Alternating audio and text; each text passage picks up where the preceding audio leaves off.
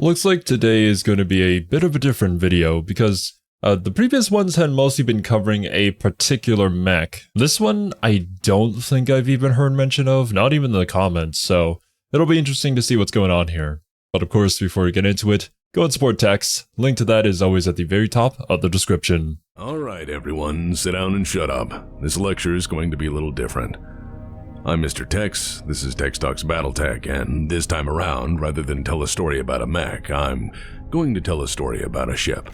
A slice of its history, its importance, and in the end, its ultimate demise.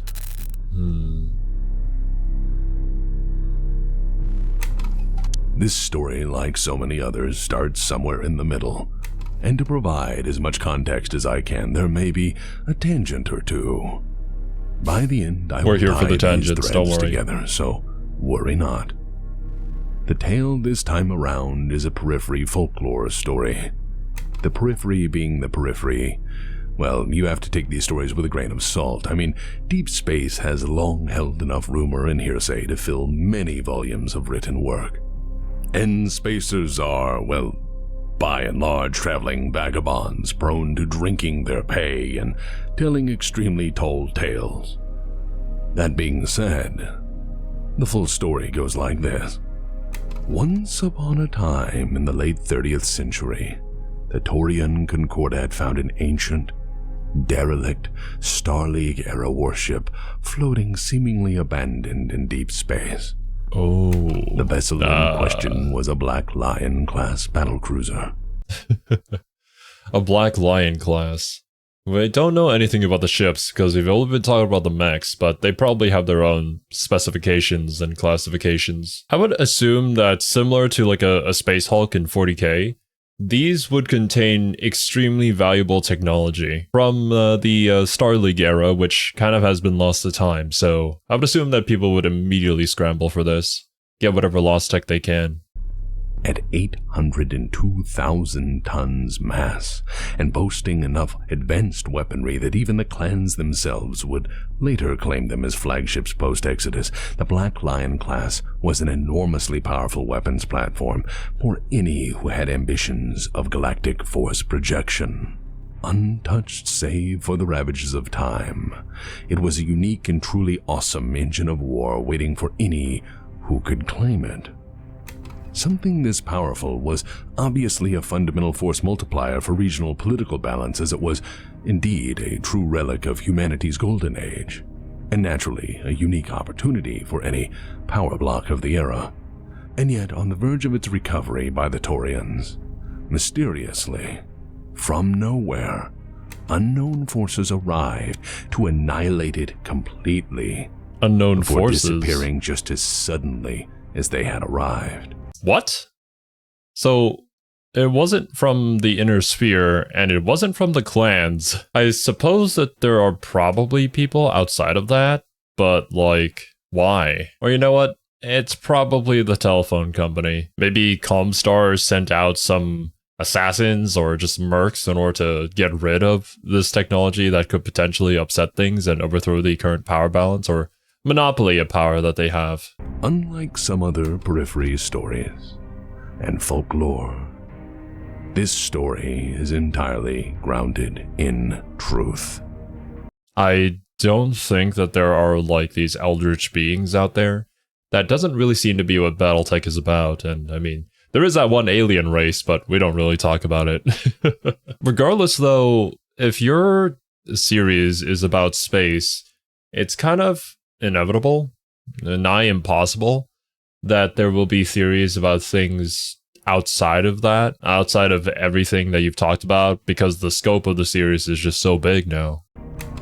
What information I have suggests its destruction was rooted in the cold, hard calculations of an organization keen on maintaining the balance of power. ComStar? This entire series of events encompasses what will later be called the Tripitz affair. The story of the SLS Tripitz is not a simple one, and to fully understand why it was first abandoned in deep space, and then lost to time, and lastly destroyed, we have to dive into history. For once upon a time, warships were fairly common. Once upon a time, they defined warfare in the Inner Sphere. But, as with all things in the Inner Sphere, things eventually trend toward betrayal, tears, and misery.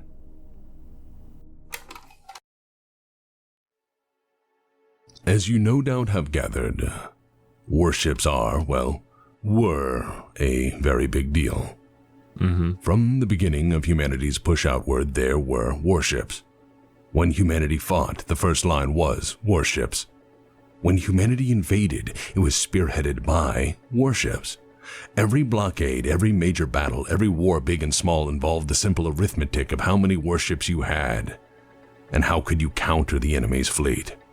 Before the fall of Starleague, war planning's often first and only consideration was where was the fleet and how soon could it move. I wonder how detailed the accounts of this era in the BattleTech universe are. For the most part, it does seem like we're focusing on the post-Star League era. I'm kind of digging the warship and space battles though. It's probably because I recently just finished reacting to Homeworld, and honestly those games were pretty incredible. Except for the third one. We don't talk about that one. Each and every house, each and every nation-state, each and every 2-bit warlord either bought, built, operated, stole, or dreamed of warships, because force projection simply was impossible without them. Notice I said was. We shall get to that. So why were warships so important? Why were they so significant? Well, let's say you're a neo-feudal society with an enormously wealthy ruling class, and some of your people get a bit uppity because you rely upon their hard labor to keep your economy moving. Nothing says get back to work like casually glassing a city or two. Nothing. Oh my god. I guess things never change, do they? Why in the world would we ever think of a system where everybody gets treated fairly? Or honestly, even a human being in the first place? And we can just glass a few cities or two. It's just such an easier solution, honestly. Nothing at all has that awesome, righteous display of awe-inspiring power that a warship does. Yeah.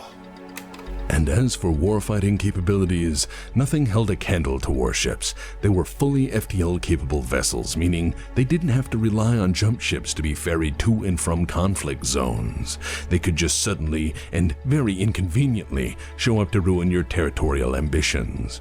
As for force projection potential, larger warships could and often did carry full fighter wings, transports, and sufficient ground forces to ruin just about anyone's day. With a second-to-none communications and control system, a warship could effectively direct and through its weapons support a planetary invasion. It is no exaggeration to say that warships are what first enabled rapid, efficient warfighting, decisive tactical campaigning, absolutely effective counterinsurgency support, and served as the linchpin of every great house's power structure and arsenal. It can be argued that without warships, the great houses would not be the size they are today, as they could not have conquered and then defended their holdings. Warships were power projection. Warships were the absolute maximal force brought into any conflict. They silenced rebellion by mere presence. They were often the first. I wonder how difficult it was to obtain one of these warships back in the day. Was it a limited production, or was it something that was just mass-produced? And it's really just a matter of how much money you have, and I'm assuming whichever manufacturer you purchase your warship from. First to fight, and the last to leave. Again, past tense. We'll get to that. You have to understand that building warships was the dreadnought rush of its time. Everyone made them, hegemony and how shipyards turned them out alongside jump ships, as they were ultimately just another business product in that golden era. Every time the periphery threatened insurrection, the SLDF made warships and authorized an ever-expanding naval budget for peacekeeping purposes. Even great houses and periphery powers were keen to lay hands on what was the greatest weapon of its time. But if history has taught us anything, it's that arms races generally don't end well. Never. It never does. After the Amaris coup and the civil war which followed in its wake, the bulk of the remnant SLDF committed itself to an exodus under the leadership of General Kerensky.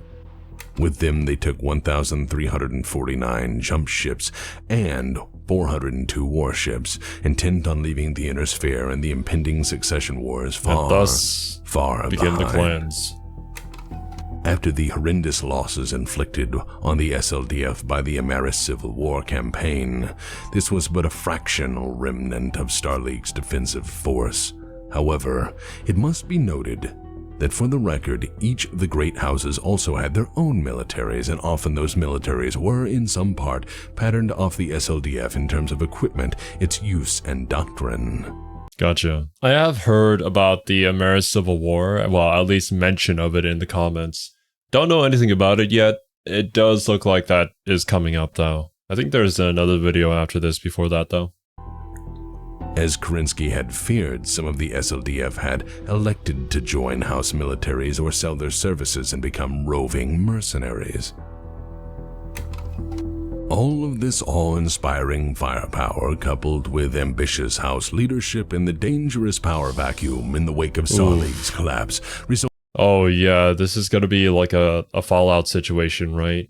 Where everybody just fires their weapons and mass destruction at each other, and then we just get sent back to the Stone Age. I mean, there are still remnants of our previous glory, but it's not like anybody really understands how it works anymore. resulted in a series of wars truly apocalyptic in scale.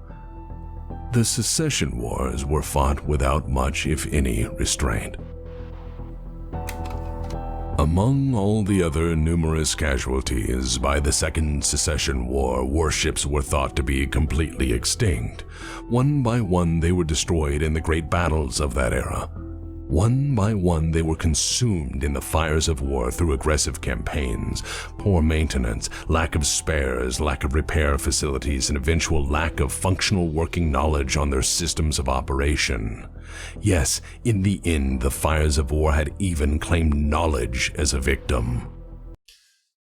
I suppose this scenario would happen if and only if people were quite evenly matched. If there was one particular house that was like just the powerhouse, essentially, of the entire Star League, then I would have assumed that they would be able to keep all of their attack and not lose all their warships and stuff like that. Perhaps this is more meddling from ComStar, or maybe there was something else at play that ended up causing this, I don't know what you would call it. I don't know if you'd even call it a stalemate. It's just a lose-lose situation for everybody. Their last major presence in the Inner Sphere was the Battle of Hesperus II, wherein they were thought to be lost, each and every one through direct action or embarrassingly catastrophic FTL malfunctions. Bruh. You have to understand that during the Secession Wars, the technology base suffered horribly.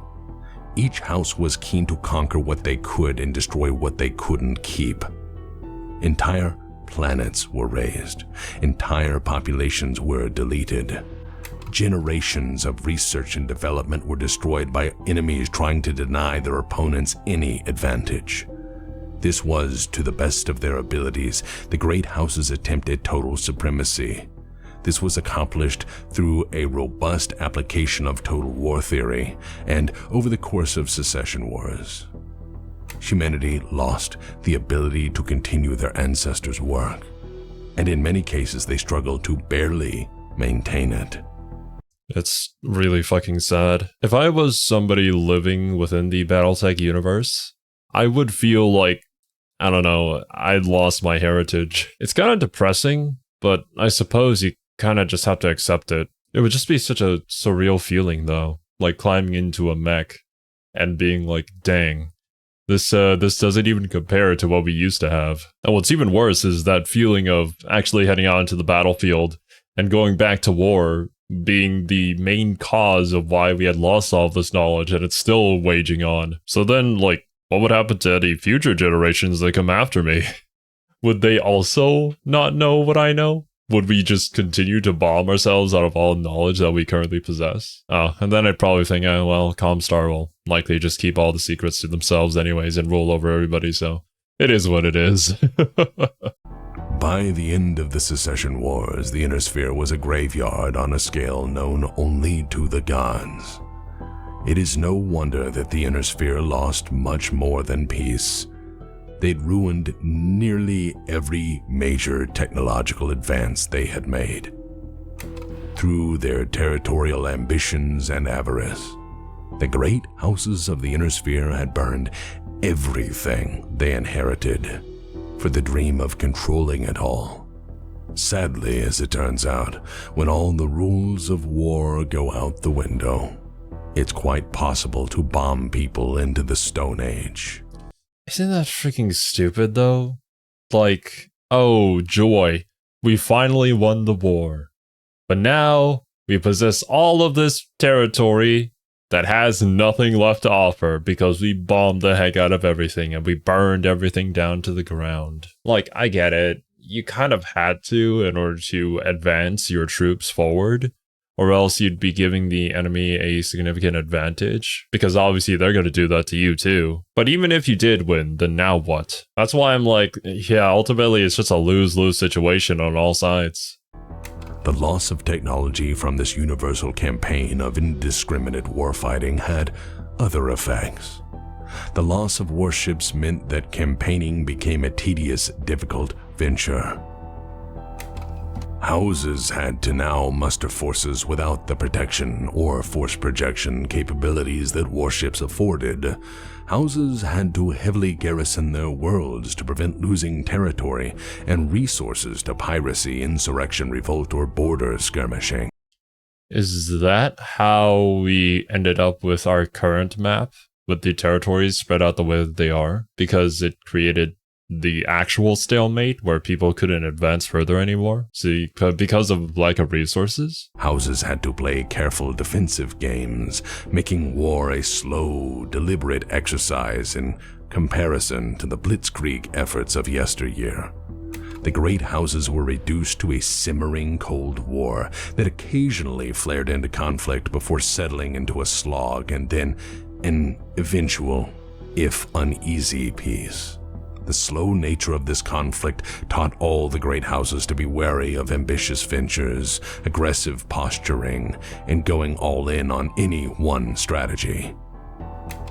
Through this backslide into a more primitive technology base, a precarious balance was maintained. No longer did the great houses have the power to make unilateral war against their neighbors.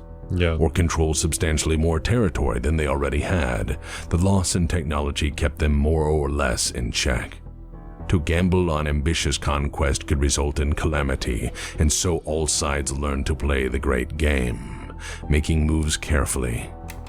Yeah, no, at this point it's all about politics. Ultimately, you're surrounded by enemies, and the only way you could potentially make any sort of advance forward is if you were able to ally yourself with a neighboring house, I guess? Yeah, I'll just call them houses. I can just imagine how spicy the political debates would be in those kind of scenarios. Because obviously you're not going to be the only person trying to convince this other house to join up with you. That, plus the fact that the clans could invade, so you kind of had to watch out for that. Information propaganda and careful allocation of forces became the standard. Wars were now over a dozen systems, not hundreds. The Secession Wars had strangely made the great houses closer to equals than ever before. And you have to understand, there are some people who are very interested in maintaining that delicate balance at any cost for their personal benefit alone. C is for ComStar, so, also conspiracy. Walk with me a moment here. A moment into crazy land. Here's the thing. We're going to have to acknowledge at this moment that the Inner Sphere has two histories. Two parallel histories. There is, of course, the official history, which most everyone knows an interpretation of. Each and every citizen of the sphere and periphery alike has their own view of history, which makes their government look great and others look bad, and so on. Then there's the shadow history. This is the ultimate what really happened account of events, and is more or less an endless chain of shadow wars, grand conspiracies, assassinations, proxy battles, spies, Gotcha. lies, meddling, and madness. All moves in the great game of galactic politic is in the shadow history. So, Hey, that's where all the juicy details are. I want to know all about it. That's exactly what I love about these sort of series. Of course, it's like super fun to see it within a fictional universe. It really isn't very fun to see it in reality, but I suppose fiction mirrors reality. put on your tinfoil hats now, boys and girls. We're gonna open the pages of the crazy book and delve into what really happened with the Tripitz affair. The whole story, not just the folklore. So firstly, we have to talk about how ComStar is more or less the root and cause of many problems in the inner sphere. ComStar controls all communication in the inner sphere, period. ComStar controls all banking, being that the C-bill everyone is paid in is backed by ComStar's communication services. They have way too much power. Everyone takes C-bills. Because H-bills or house bills are largely tied to how sane their government is at the time, and considering that the answer to that question is usually between almost and never, C-bills are always the more attractive option. By the way, before you ask, the current exchange rate from a single C-bill to modern US dollars is between $8 and $10 to the C-bill. In case any of you nuts want to say, but the numbers for a mech cost isn't high enough. Yes it is, because that number is in space bucks or C-bills. Tangent aside, let's get down to the hard facts. Who owns the actual monetary unit of exchange and facilitates its use throughout all commerce? ComStar, who runs the Mercenary Review Board, which is the only reasonable and reliable way to hire mercenaries, rate their services, and ensure you don't get ripped off. ComStar, who listens to all communications traffic and probably reads every message. ComStar, what about reports of unexplained phenomena, especially those which target technological discoveries or rediscoveries? ComStar, what about reports of people, mostly scientists and free thinkers, disappearing for no good reason, often after announcing they made a breakthrough? ComStar, what about reports of people dying suddenly of very completely natural diseases that were totally undiagnosed up to that point? ComStar, because, well, ComStar sees all, does all. Find the clans before they found us? Well, ComStar also did that. Kind of. That's a complex one. I'll save that gem for another day, but boy, did they screw up. I'll be honest, they're kind of to blame for the clan invasion, and as a matter of fact, the way things played out. But just remember, when in doubt, ComStar did it. And before people... ComStar is like such an interesting... I wouldn't use the term evil organization. Because, like, sometimes they get the job done. However, most of the time, they're just screwing you over.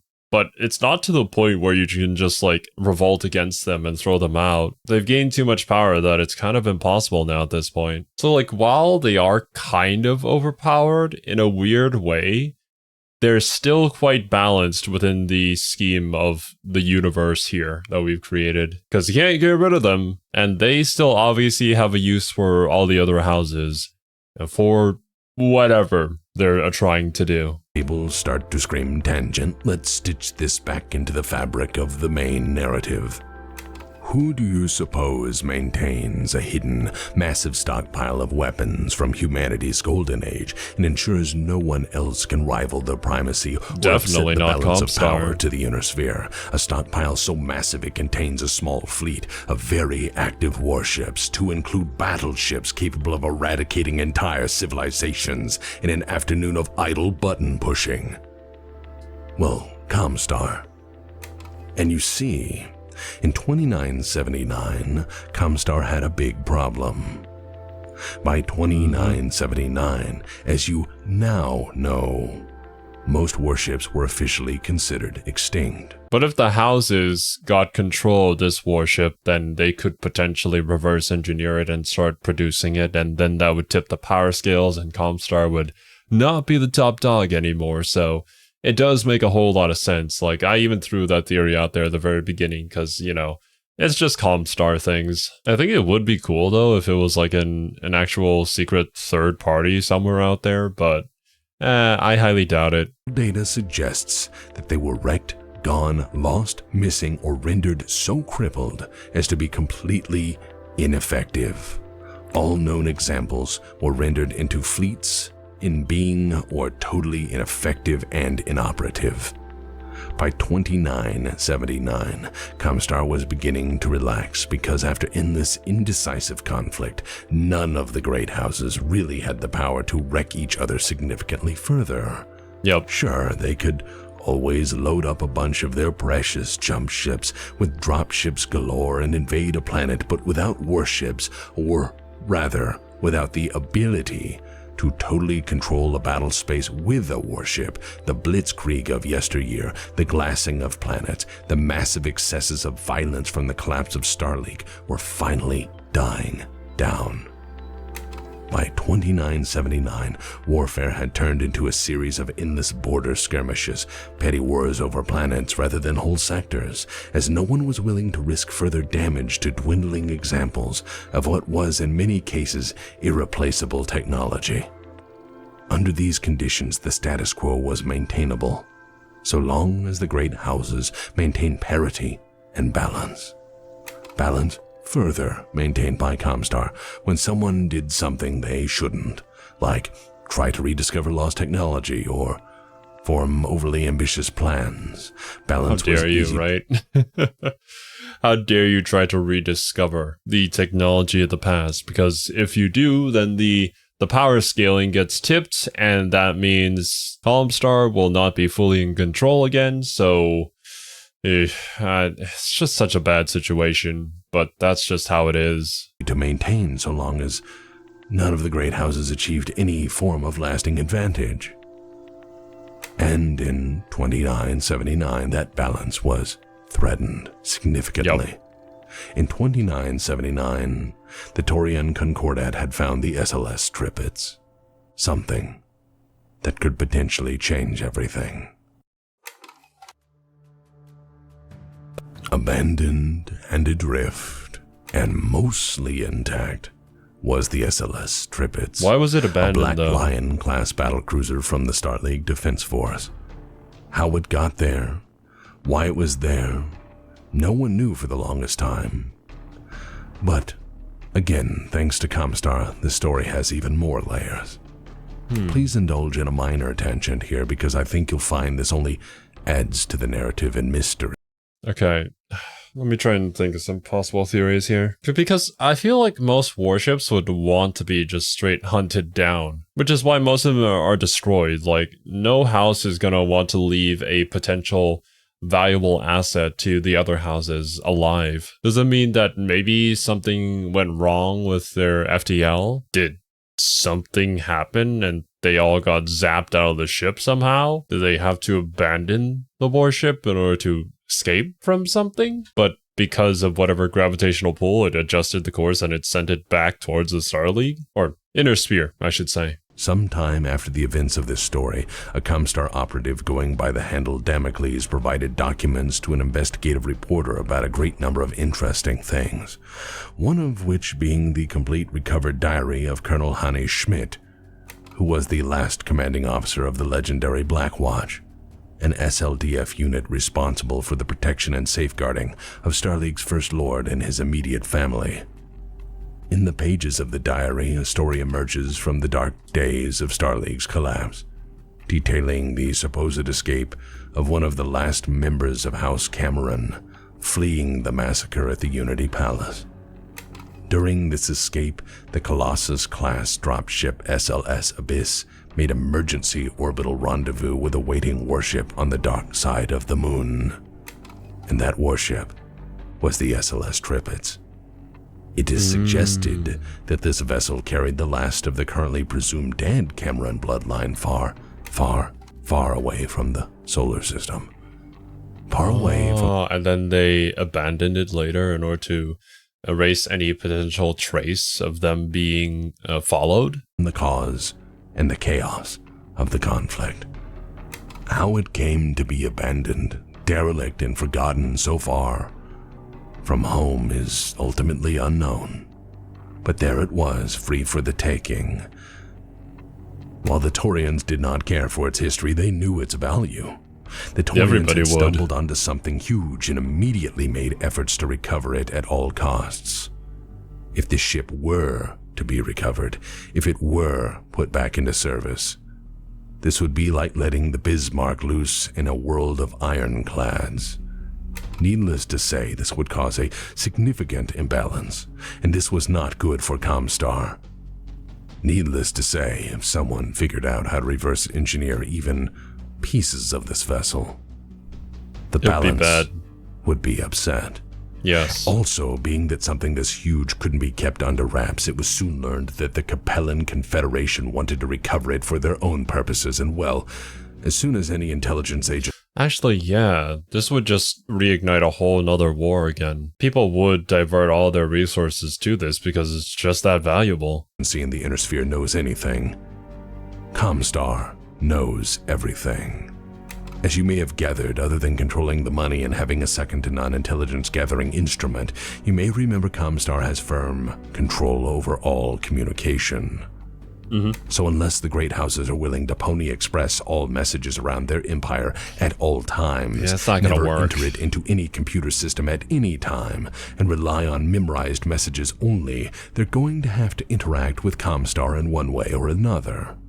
Naturally, when ComStar found out about this ship, they decided that maybe it would be best if nobody got the Tripitz. ComStar Primus Yin Takami immediately dispatched the 1st Division of the ComStar Guards and Militia under strict orders that none should take the Tripitz. Also, they were given strict orders that they should not, under any circumstances, allow themselves to be identified, and thus painted every piece of equipment they had stark white. Of course. Pretty sure there have been examples of this in history as well, where like during certain engagements, you would paint whatever country's flag on your ship and then kind of mess with the enemy, make them think that they're being attacked by someone else. Because I guess that's what you do when you're ComStar. Be weird. And of course, sanitize assets for plausible deniability operations where they shouldn't be operating. Yep. Did I mention they started a technobabble religion? Rogue? But yeah, why does ComStar dress like they're space wizards? I guess they kind of are, but it's pretty heavy-handed. And all. Wizard spacemen. Anyways. Well, there you go. Needless to say, when the Taurian recovery team suddenly found themselves to not be alone, naturally they were a bit startled. Nobody was supposed to know this ship was here. For someone to jump on top of them out of nowhere was a bit scary, to say the least. When the mysterious jump ship appeared without marking, signals, beacons, greetings, or explanation, the Taurians were unsettled. Naturally, the Taurian forces immediately sent forth 4 lances of their best aerospace fighters to intercept and identify the newcomers pouring from an unknown, unregistered, unidentified jump ship. Assuming it wasn't enough. Unknown forces annihilated them and proceeded to bomb and strafe the Tripitz into a useless hulk, leaving it tumbling into a rapidly decaying orbit. Afterwards, the surviving Taurian recovery teams issued a statement indicating that the reason they had lost the super-secret, totally awesome Starleague ship was because a bunch of unknown, completely white ships devoid of any insignia attacked from nowhere, before returning to nowhere, for no reason given, in an attack that nobody claimed responsibility for. Naturally, this sort of explanation is the thing that starts legends and rumor. And so we have the foundation of one of the many BattleTech legends. Most would later suggest this story was a corrupted retelling based on half-truths or just plain old periphery folklore. Some surmised this was the cover story for a partial or total recovery of the Tripitz. Others would suggest it wasn't unknowns but Capellans that struck the vessel. I see. All these rumors actually do make a whole lot of sense. Like stating that, oh no, the entire ship got blown up to bits and it's unusable anymore, but in reality you actually just pocketed it for yourself. And now you're developing this weapon of mass destruction. It's honestly quite a not that big of an event, considering the scale of the setting, but it's just really fun to make theories around, considering how mysterious and vague a lot of the details could be, and there's obviously a whole lot more subtext beneath everything. Regardless about the rumors though, I still feel like it makes a whole lot of sense for it to be ComStar. The story lives on as the Vandenberg White Wings, which as a tall tale sits on the shelf between the so-called Minnesota tribe and the disappearing battleship of Merope. All fine stories shrouded in the classified, hidden, or shadow history of 31st century I don't know about. combat. So that more or less ends this episode. I want to go over a few thank yous before we proceed to do whatever stupid we have cooked up for the credit, which some of you watch. Here we go. Firstly, thank you for indulging my tangents. I think they were warranted this time and support the narrative in this sort of complex, layered history. Secondly, thanks to Sarna.net for being the best fan-driven wiki you will ever find. Thank you, Sarna. If you think Wikipedia is better, remember that midichlorians are canon. I'll just let that sink in. The reason someone's a big bad Sith or Jedi is because of bacteria, or whatever. Now that you're dead inside, let's move on. If you're interested in reading about the setting of BattleTech, I'd recommend you go to Sarna. It's an awesome wiki. Lastly, I want to thank my fans, both new and the long term. You have a lot of choices in content in this day and age where we're oversaturated, to say the least. So thanks for watching this instead of, say, a top 10 list about the Imperium's worst taco stands or top Warhammer 40k hats. I want to do my best to not just read verbatim from a wiki or any other shortcuts. I want to actually do the research this setting deserves and try not to show contempt for it or my audience. I do feel like a lot of content creators, whenever they cover lore, usually end up in that spot where it's just reading off factual things that you could discover in pretty much anywhere else. And I mean, it's not like those videos are bad. Like maybe you just don't want to read about it and somebody can summarize the whole ordeal for you. But personally, what I enjoy more are these type of videos where people inject themselves and maybe a bit of their own opinions and theories into whatever information that they're attempting to present to you. I haven't reacted to a video from him for a very long time, but when I was taking a look into the SCP universe, the Exploring series by far had like the best videos on each SCP. And it was because it wasn't a straight retelling of the information that you could just read on the wiki, but it also had the additional information that was related to the SCP that he was covering. But yeah, ultimately I think that there's a place for both types of content. It just is really a matter of what you prefer. Thank you. I mean, there's worse stuff out there. Oh God. Sometimes I wish the internet wasn't real. And yeah, that should, that should do it. Oh, hey guys, I found the remote! Oh, God. A labor caste throne taking arms against a trueborn warrior? Obliterate this place. No, not the ostriches! Yes, this is a typewriter. Back in the 21st century, poorly educated social deviants known as hipsters used to compose banal, mediocre manuscripts upon these and use them as a crude, haptic interface for a then gosh darn hipsters. brain-draining technology known as an iPhone, while drinking purposefully cold coffee and or an IPA. Wow, that sounds terrible. What's an IPA? Well, imagine a beer that is exceptionally bitter and tastes exactly like farts. Oh, how terrible. Why did they do that? Well, you see, they wrote reviews about it and convinced each other that bad was good. They were also quite fond of decrying the excesses of capitalism or using expensive electronics assembled in third world countries by slave labor, or smoking expensive cigarettes in public places, or warning about the threat pollution poses to an ecosystem. Oh my god. Just the hypocritical nature of us human beings. Honestly, just accept it. That's just how we are. It is kind of pathetic, though, how some people think that they're so righteous. They're just better than everybody else because they don't do a certain thing. It's kind of like vegetarians who always like put that over your head, like, oh, you eat animals? To be completely honest with you, I don't care. You do you. But don't force your ideals on me because you feel as if a certain way about something. It's insufferable. But yeah, that's just human beings. Oh, how horrible. Oh yes, truly a dark age.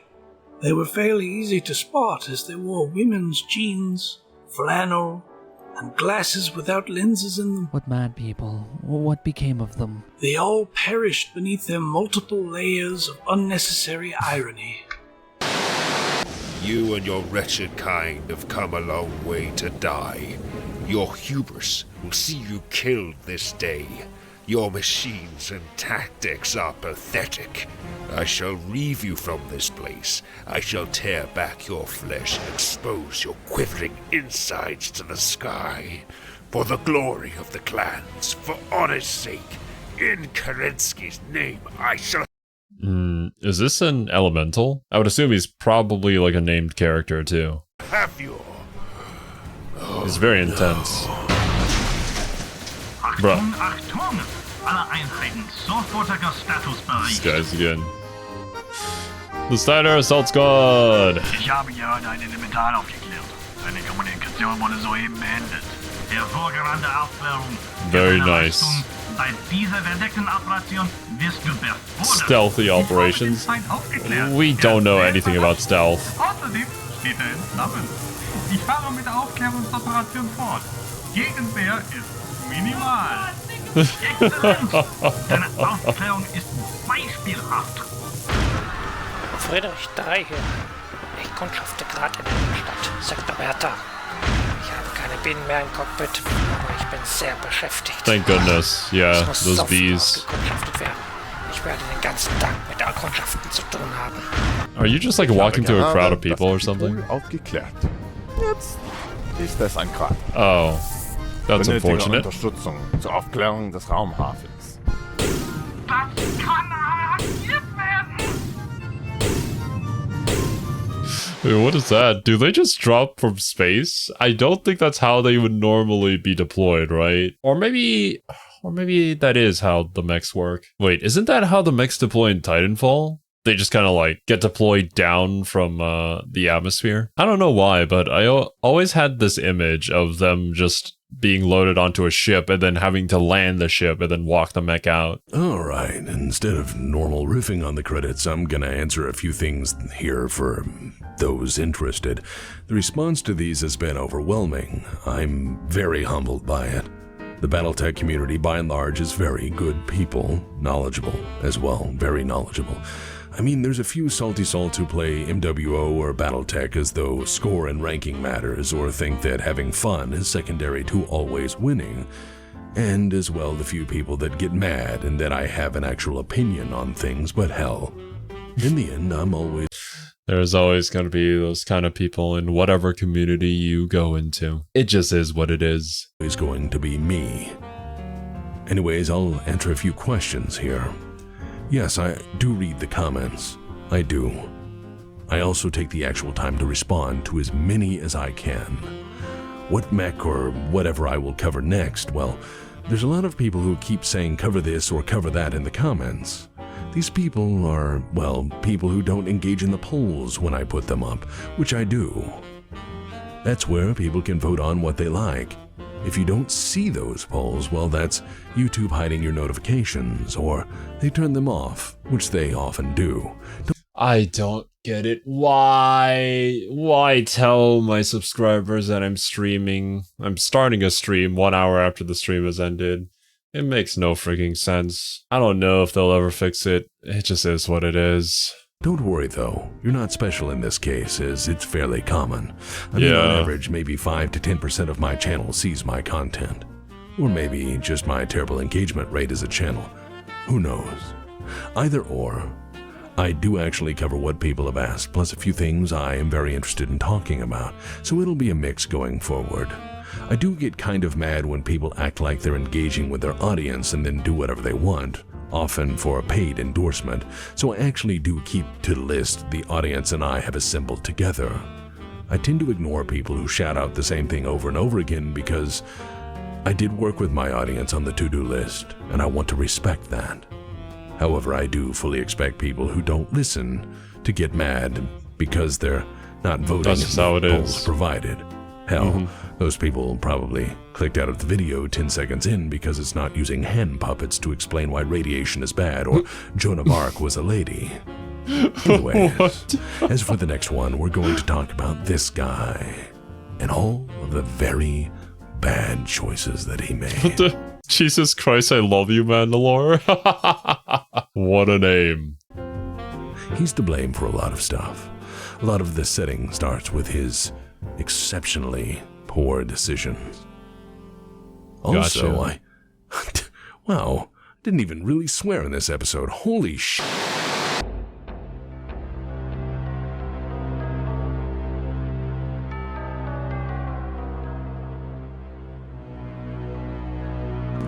Okay, we got another new fuck here. Seems to actually be able to follow instructions and figure out how the fuck to do it for once. That's a nice change. Okay, any opinions on this one? Egads, they're reading now. This is most distressing. I am a bear. Ask them about what wine goes with good cheese. Let us see the measure of this man. Does anyone have a 1/4-inch muffler with half by 28 threads? I'm asking. Dude, this is now my headcanon for every single time you apply to anything. The team just gathers around a table in a dark room in their fortress of solitude to discuss whether or not you are worthy. Maybe I should just literally do this whenever we try to recruit a new member to the legit Weebs. For a friend. Ask them if they like Iron Brew. Find out if they like Iron Brew. As a duly elected law enforcement entity, it is my duty to remind you that we must check each and every applicant for signs of communist brainwashing, communist subversion, or the international communist conspiracy to sap and impurify each and every one of our precious bodily fluids. I am a bear. Sounds reasonable. Oh, yes, I do agree. He is very likely a bear. Sometimes I wish the internet wasn't real. Honestly, don't we all? It's like, dude, the enshittification of the internet is actually a real thing. Things just get worse. It always starts out good, but I guess that opens up opportunity for competition. Regardless, the nice things in this world are kind of far and few between. And yet, we're still here. I can say for sure that Texas Channel is one of those nice few things. But yeah, dudes, that's gonna be it from me. Thank you guys so much for watching. Hope you all enjoyed, and I'll catch you in the next one.